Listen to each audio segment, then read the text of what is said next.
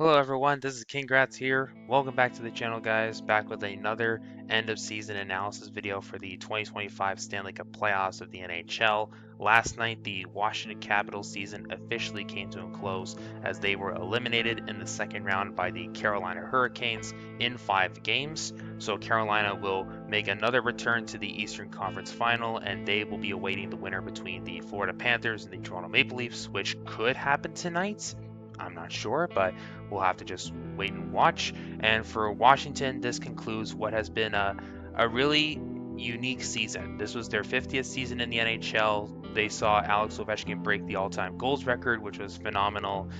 They had a resurgent campaign altogether, and it's tough. All good things must come to an end, and now their offseason begins. So just like in my previous videos, especially the one on the Golden Knights, I will be explaining 3 reasons why the Washington Capitals lost in the postseason in the second round, and what exactly we could see from them in the offseason during the summer. So of course, I want to say thank you all for your support. If you do like this type of stuff, leave a like, subscribe to the channel if you want more content like this one, and without further ado, let's begin. Reason number 1 is that the offense really dried up for Washington. I think this entire series kind of showed that Carolina's defensive philosophy basically worked in their favor, and the Caps really could not generate much offense whatsoever. This wasn't like a depth issue, this was more of just like the entire team couldn't get anything going.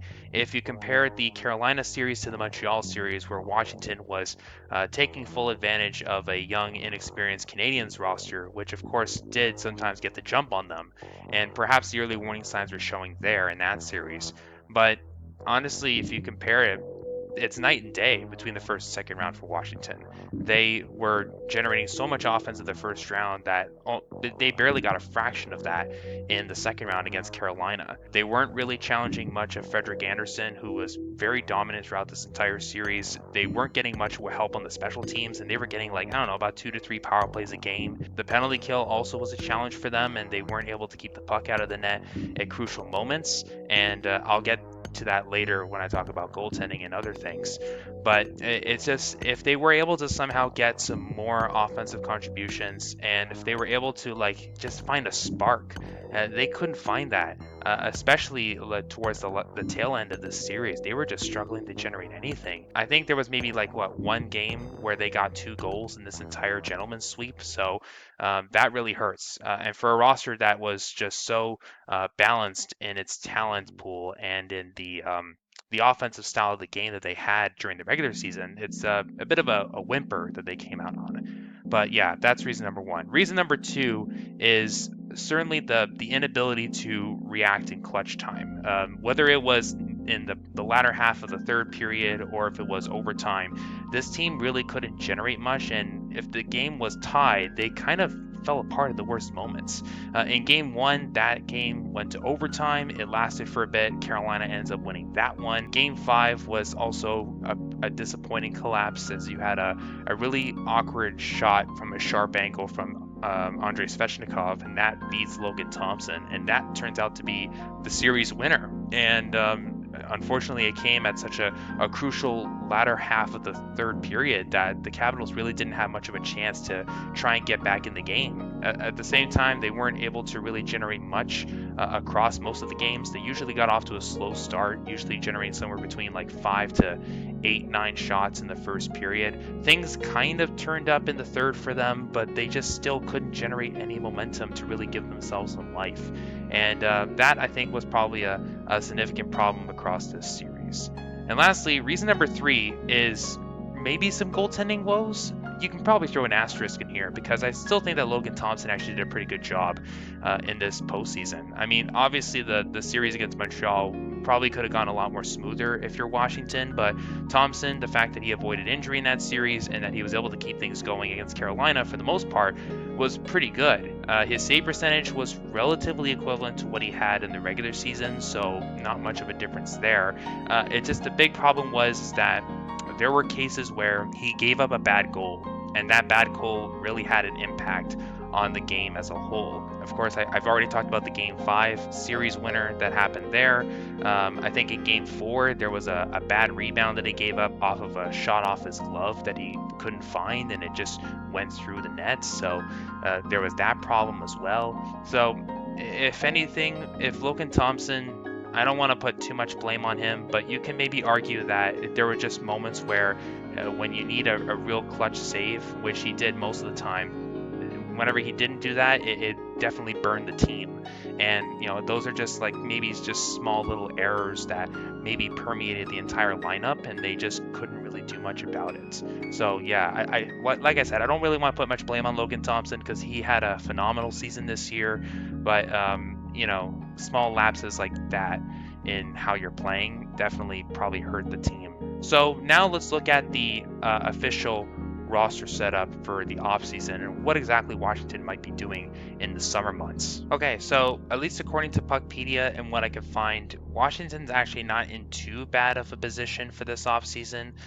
When it comes to the draft, they still have quite a lot of their draft picks. They still own their first round pick for each of the next 3 drafts, so they're in pretty good standing, and that was mostly because of the fact that they were looking like they might have to go into a rebuild in the twilight of Ovechkin's career, so they've actually maintained good standing there in the draft capital department.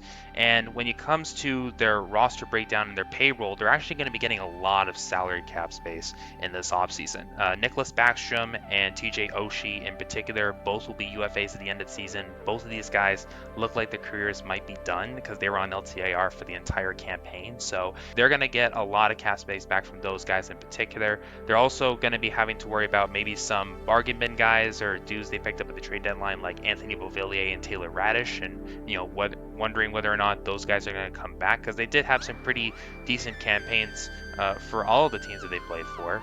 And then on the defensive side of things, they're looking pretty solid, kind of like what the Golden Knights had in my previous video. They're basically locked into their current D-core for at least the next 2 seasons, and I'm not expecting much to happen there. After next year, they do have to worry about John Carlson being a UFA and Trevor Van Riemsdyk. Other than that, they seem to be in pretty good condition. And of course, the goaltending has been pretty much secured. Logan Thompson got a 3-year extension. Charlie Lindgren gets a 3-year extension starting next season as well. So I think it's pretty straightforward that that's going to be their goalie tandem for the future, and we shouldn't expect any changes there. When it comes to the team in the short term, they're probably good enough to probably maintain this competitive window for the time being.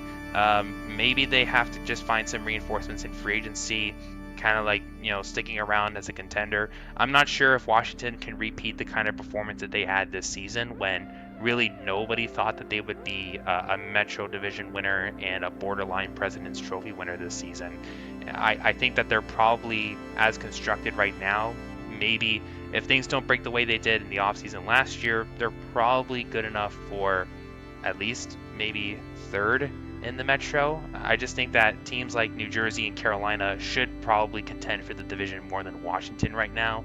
And if they do have some major losses in the offseason to free agency, then this team could take a major step back. But then again, they still do have some good prospects. Ryan Leonard, who made his debut this season, he looked okay, so we might see some more playing time of him. And they still have some other prospects in their farm system in what has been relatively successful in the Hershey Bears for the last couple of years in the AHL. So, they're probably going to still get some good reinforcements internally if they decide to go that route as well. So yeah, it was a great story for Washington this year, a very unique season compared to the other NHL teams this year. And, all good things must come to an end, as I mentioned in the beginning of the video. And let's just see how they do in the offseason this summer, and we'll see how they do come September. So yeah, anyway guys, thank you so much for watching. Don't forget to leave a like, subscribe to the channel for more content like this, and I'll see you all in my next video.